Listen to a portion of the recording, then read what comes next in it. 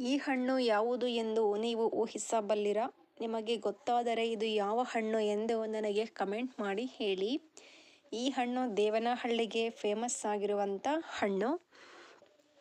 ಈ ಹಣ್ಣಿನ ಹೆಸರು ಚಕ್ಕೋತ. ಈ ಚಕ್ಕೋತ ಹಣ್ಣಿನ ಬಗ್ಗೆ ಈ ವಿಡಿಯೋದಲ್ಲಿ ತಿಳಿದುಕೊಳ್ಳೋಣ. ಚಕ್ಕೋತ ಒಂದು ನೈಸರ್ಗಿಕವಾದ ಸಿಟ್ರಸ್ ಹಣ್ಣು. ಇದು ಹಸಿರು ಬಣ್ಣದಲ್ಲಿರುತ್ತದೆ. ಹೂವುಗಳು ಪ್ರಕಾಶಮಾನವಾದ ಬಿಳಿ ಮತ್ತು 5 ದಳಗಳಿಂದ ಕೂಡಿರುತ್ತದೆ.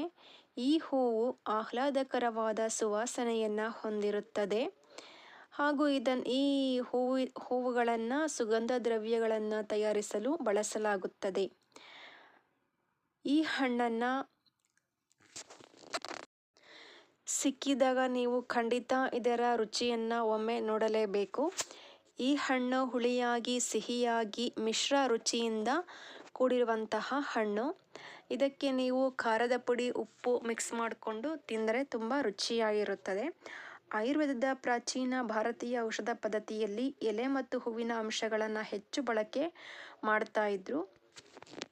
ಈ ಹಣ್ಣನ್ನು salad, soup, noodles, fried rice, cake, ಪುಡಿಂಗ್ನಂತಹ ಆಹಾರಗಳಲ್ಲಿ ಬಳಕೆ ಮಾಡಲಾಗುತ್ತದೆ.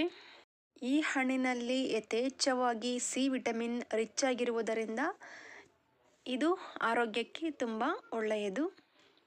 ವಿಟಮಿನ್ ಸಿ ರಕ್ತ ಪರಿಚಲನೆಗಾಗಿ ಕಬ್ಬಿಣದ ಹೀರಿಕೊಳ್ಳುವಿಕೆಯನ್ನು ಹೆಚ್ಚಿಸುವುದಲ್ಲದೆ ಬಿಳಿ ರಕ್ತ ಕಣಗಳಿಂದ ರೋಗನಿರೋಧಕ ಶಕ್ತಿಯನ್ನು ಹೆಚ್ಚು ಮಾಡುತ್ತದೆ.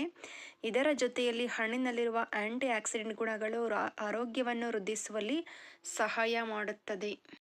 ಚಕ್ಕೋತ ಹಣ್ಣು ಅಪಾರ ಪ್ರಮಾಣದ ವಿಟಮಿನ್ ಸಿ ಅನ್ನು ನೀಡುತ್ತದೆ ಹಾಗೂ ದೇಹಕ್ಕೆ ಬೇಕಾದ ನಾರುಗಳನ್ನು ಒಳಗೊಂಡಿರುತ್ತದೆ. ಮೂತ್ರಪಿಂಡದ ಕಾರ್ಯವನ್ನು ನಿಯಂತ್ರಿಸಲು, ಜೀರ್ಣಕ್ರಿಯೆ ಸರಾಗಗೊಳಿಸಲು ಸಹಾಯ ಮಾಡುತ್ತದೆ. ಮಲಬದ್ಧತೆ ನಿವಾರಣೆ ಮಾಡುತ್ತದೆ ಹಾಗೂ ಅಜೀರ್ಣವನ್ನು ಸಹ ಶಮನ ಮಾಡುತ್ತದೆ. ವಿಟಮಿನ್ ಸಿ ಮಾನವ ದೇಹದಲ್ಲಿ ಒಂದು ಪ್ರಮುಖ ಕಾರ್ಯವನ್ನು ನಿರ್ವಹಿಸುತ್ತದೆ. ಚಕ್ಕೋತ ಹಣ್ಣನ್ನು ತಿನ್ನುವುದರಿಂದ ದೇಹದಲ್ಲಿ ಕಬ್ಬಿಣದ ಅಂಶವನ್ನು ಹೆಚ್ಚು ಮಾಡುತ್ತದೆ ಹಾಗೂ ಮೂಳೆಗಳು, ಕೀಲುಗಳನ್ನು ಬಲಪಡಿಸುತ್ತದೆ. ಚರ್ಮದ ರಚನೆಯನ್ನು ಸಮೃದ್ಧಗೊಳಿಸುತ್ತದೆ. ಸ್ನಾಯು ಸೆಳೆತವನ್ನು ಶಮನಗೊಳಿಸಿ ದೇಹವನ್ನು ರಕ್ಷಣೆ ಮಾಡುತ್ತದೆ. ವೈಜ್ಞಾನಿಕವಾಗಿ ಹಣ್ಣನ್ನು ಸಿಟ್ರಸ್ ಮ್ಯಾಕ್ಸಿಮಾ ಅಥವಾ ಸಿಟ್ರಸ್ ಗ್ರ್ಯಾಂಡಿಸ್, ಹಿಂದಿಯಲ್ಲಿ ಚಕೋತ್ರ, ಸಂಸ್ಕೃತದಲ್ಲಿ ಕರುಣ, ಬಂಗಾಳಿಯಲ್ಲಿ ಬಟಾಬಿ ಲೇಬು, ತೆಲುಗಿನಲ್ಲಿ ಪಂಪಾರ ಪಾನಸ ಎಂಬಿತ್ಯಾದಿ ಹೆಸರುಗಳಿಂದ ಕರೆಯುತ್ತಾರೆ.